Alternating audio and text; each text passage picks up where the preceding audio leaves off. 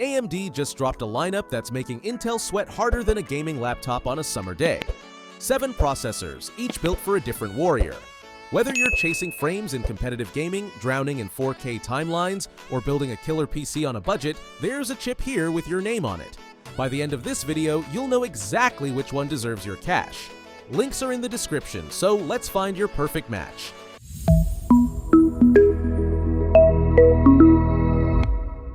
Kicking off with the ultimate flex, the Ryzen 9 9950X3D. This 16-core beast is basically the Swiss Army knife of CPUs. Imagine editing a 4K video project in DaVinci Resolve with dozens of tracks and effects. This CPU handles that workload effortlessly. Then your friend messages you to jump into ranked matches, and those gaming threads automatically park on the Vcache CCD, giving you frame rates matching the dedicated gaming champion. Game developers can compile code on one CCD while testing games on the other. 3D artists get heavy Blender rendering plus elite gaming performance. It runs cool at 70 to 75 degrees during gaming. The only consideration is the premium price. Unless you truly need 16 cores for heavy professional workloads and want the absolute best gaming performance, it might be more power than you'll realistically use. Now the legendary Ryzen 77800X3D, the CPU that made Intel executives lose sleep for 2 solid years. If gaming is your primary focus with some light streaming and everyday tasks, this delivers exceptional value. The 3D Vcache creates massive gaming advantages, often beating much pricier processors. You're playing a competitive shooter at 1440p on a 240Hz monitor, and the 7800X3D maintains incredibly smooth 1% lows, eliminating those annoying stutters. It runs incredibly efficient at 65 to 90 watts during gaming, meaning less heat and lower electricity bills. You can cool this with a quality tower air cooler, saving money for a better graphics card. The trade-off comes in heavy productivity. Professional video editing or heavy 3D rendering will show limitations, but for gamers who maybe edit some YouTube videos or stream occasionally, those 8 cores handle everything smoothly. At current mid-range pricing, this is outstanding value for gaming-focused builds. The Ryzen 9 9900X3D occupies an awkward position, kind of like being the middle child in a family of overachievers. This 12-core processor sounds perfect on paper, but during gaming it parks on the 6-core Vcache CCD, meaning you're effectively gaming on 6 cores. Gaming performance trails both the 9800X3D and 9950X3D. For productivity, 12 cores land about 29% ahead of the 9800X3D, but still 27% behind the 9950X3D. The one scenario this makes sense is for streamers dedicating the Vcache CCD to gaming, while the other CCD handles encoding. Even then, GPU encoding with NVENC often delivers better results. Unless you find this heavily discounted or have that specific streaming workflow, you're better served spending less on the 9800X3D or more on the 9950X3D. Here's where things get really exciting.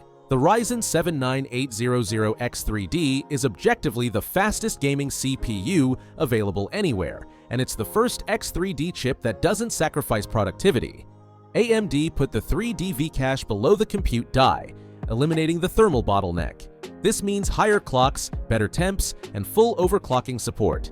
For competitive gamers, you're pushing 670 frames per second in Counter-Strike 2, over 150 frames per second in Starfield, and those advantages translate directly into smoother gameplay.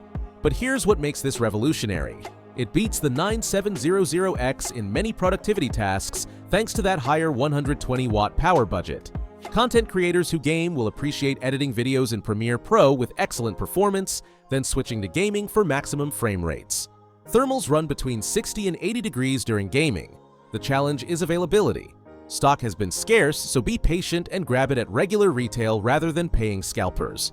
Also, reports of CPU failures on ASRock X870 boards mean sticking with MSI, ASUS, or Gigabyte is safer. The Ryzen 5 9600X brings efficiency to accessible pricing. The 65-watt TDP means cooler operation, perfect for small form factor builds or quiet systems. Gaming performance improved notably after Windows 11 24 H2 updates. For someone building their first gaming PC on a budget, pairing this with a mid-range graphics card makes perfect sense. solid frame rates at 1080p and 1440p, cool and quiet operation. The limitation comes from 6 cores in content creation. Light video editing works fine with 1080p hot projects, but 4K editing needs more cores. For hobbyist creators working with 1080p or 1440p footage, it's adequate. The chip draws 60 to 75 watts during gaming and works with budget tower coolers. At current pricing, it makes most sense on sale since the older 7600X often costs less with similar performance. The Ryzen 7 9700X hits a sweet spot many overlook. This 8-core processor runs at a conservative 65-watt TDP out of the box, meaning exceptional efficiency but limited performance until you enable PBO in your BIOS. Once you do, this delivers up to 21% more performance in rendering. For someone splitting time between gaming and productivity, this makes sense. You're a photographer editing in Lightroom and Photoshop, doing graphic design, occasionally editing videos, and gaming casually. The strong single core keeps your system responsive, 8 cores handle batch processing efficiently, and gaming performance is solid at 1440p or 4K where your GPU becomes the bottleneck. What I appreciate is how cool it runs. Stock temps average 57 degrees in heavy workloads and 65 to 71 degrees gaming. If you work long hours and don't want a space heater or build in a small case where thermals matter, this is brilliant. It overclocks well through PBO too. At current mid-range pricing, it's solid value for balanced users. Finally, the smartest purchase might be the Ryzen 5 7600X, the CPU equivalent of that friend who always finds the best deals. This 6-core processor dropped dramatically in price while still delivering strong gaming performance. At 1080p and 1440p, you're getting over 100 frames per second in modern AA titles. The gap to the newer 9600X is only 5 to 10%, meaning you get 90 to 95% of performance for significantly less money. That difference goes into a better graphics card, faster RAM, or more storage. When building a gaming PC on a budget, putting money into the graphics card almost always delivers better results than overspending on the processor. It runs warm by design at 95 degrees under load, which AMD states is normal and safe. If that bothers you, Eco Mode drops temps to 70 degrees with tiny performance loss. 6 cores isn't ideal for heavy content creation, but for gaming-focused builds, it's impressive value. Another huge advantage is AM5 platform longevity. When you want more performance later, drop in a future X3D chip while keeping your motherboard and RAM. Let's cut through the noise and make this decision dead simple.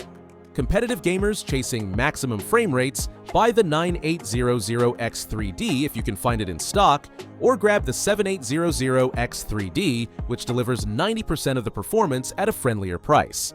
Professional content creators who game seriously and refuse to compromise, the 9950X3D is your only option.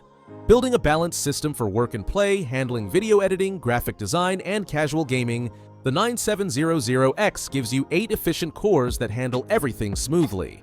Budget gamers building their first rig should seriously consider the 7600X. It offers exceptional value and lets you invest more in your graphics card where it actually matters. The 9600X makes sense for small form factor builds where that 65-watt TDP justifies the premium, or when you catch it on deep discount. The 9900X3D is difficult to recommend unless you have specific streaming needs or find it heavily discounted. Here's the truth, your GPU matters way more than your CPU in most gaming scenarios, especially at 1440p and 4K, so balance your budget accordingly. All the product links are in the description, and if this helped you figure out which CPU belongs in your build, smash that subscribe button. Now go build something awesome.